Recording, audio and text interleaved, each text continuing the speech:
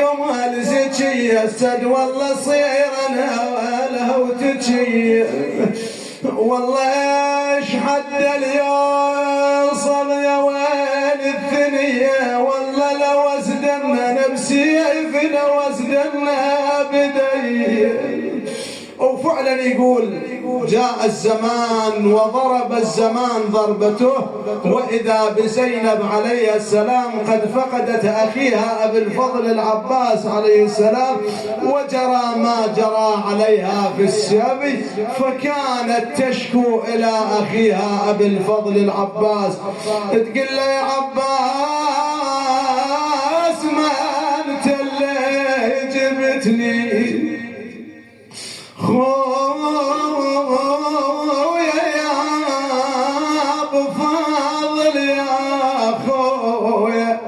يا عباس ما انت اللي جبتني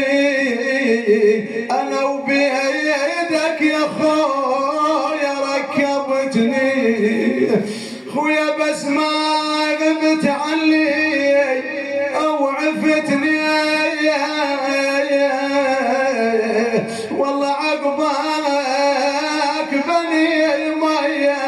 ولتني خويا دقعد يا خويا وشوف متني ترى اصوات انا اصوات زجرين ورمتني. الحسين عليه السلام لهذا لما وقف عند رأسه شي يقول الشاعر والله ولا حسين حسين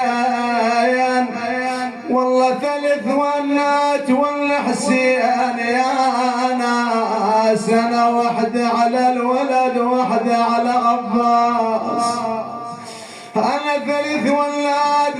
ولات ولا حسين يا ناس يا ناس يا ناس وحده على الولد وحده على عباس وبعد وحده يا ويل تشيب الراس علي من ايها الشاعر والله بعد وحده يا ويل تشيب الراس على زينب ظلت بين الارجاس والله على زينب انا على زينب ظلت بين الارجاس يا ويل إلهي